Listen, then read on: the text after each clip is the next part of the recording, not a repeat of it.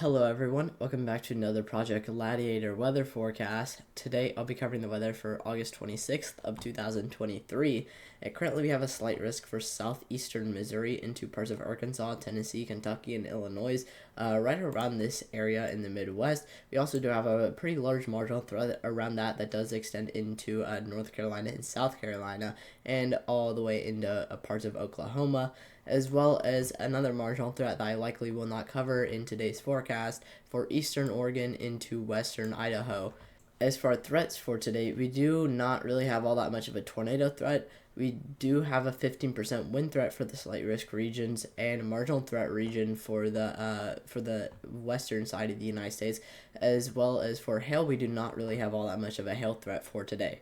Taking a look at our 7-day graphical tropical weather outlook, I will mainly be focusing on this disturbance right here in the Gulf Coast or the Western Caribbean. However, we do have Hurricane Franklin here that has now developed in the mid-Atlantic. However, this is not expected to pose any threat to the United States at all. It's likely going to take somewhat of a path that sort of looks like this, as well as these disturbances off the coast of Africa and this one in the mid-Atlantic. It's also going to take the path of going up north and then not posing a threat to the United States, just like Hurricane Franklin.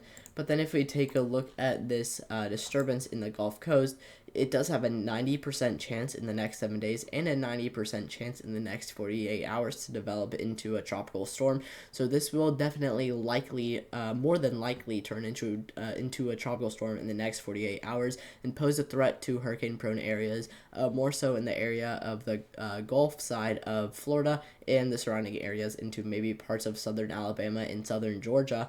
This is expected to bring the possibility of high winds and the possibility of flash flooding to this region, as well as some other threats that could be possible, such as tornadoes with whatever directional shear that we get with this tropical storm.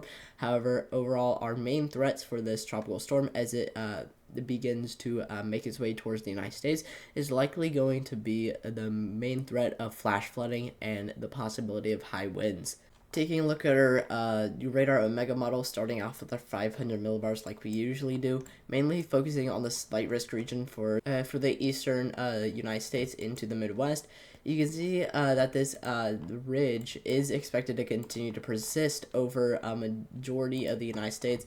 It is expected to be covering a very large portion of the United States and push the jet stream very, very far north, where it won't really be able to trigger severe weather development over the next couple of days. And as the main triggering factor for the slight risk region for the Midwest is going to be an MCV that continues to make its way southeastward and trigger severe weather for this particular location.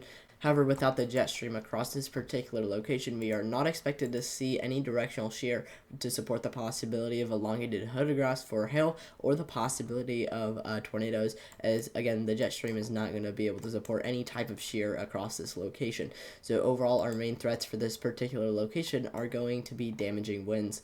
Taking a look at our dew points for the slight risk region, you can see that we are expected to have some fairly strong dew points across this region.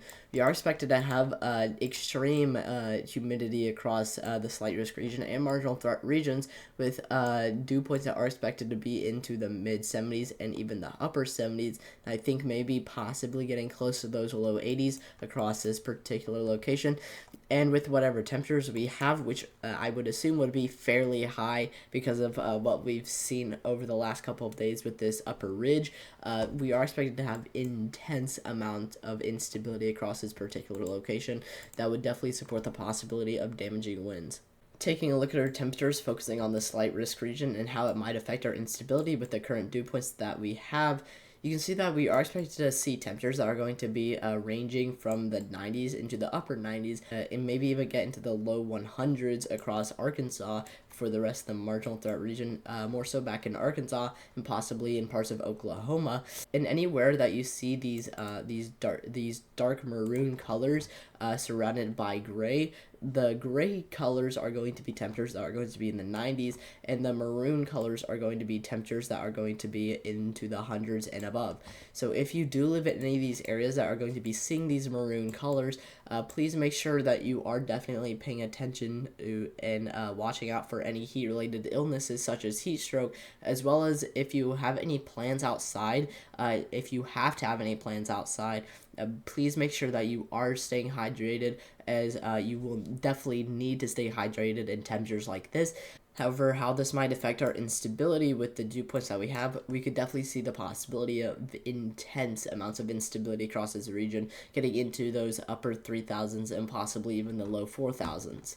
If we take a look at our instability for this particular location, you can see that we do have some fairly strong instability that are going to be indicative of those extreme values that I predicted, with instability that is going to be getting into the upper 3000s and even the low 4000s in some locations across Arkansas and Oklahoma, and even this little area in southeastern Missouri, as well as in northeastern Mississippi here. We are expected to see Cape values that are going to get up to the low 4000s and in the widespread upper 3000s. We aren't really expected to see all that much of a possibility for hail or tornadoes. However, with this instability, we could definitely see the possibility of damaging winds for this particular location. Now that I've told you the weather, please go down to the description and check out the socials for Project Gladiator, and join the Discord for any updates on Project Gladiator. And if you live in any of the areas that I covered for severe weather for today, please stay weather alert for the time being, and hopefully I will be able to see you guys tomorrow with another forecast.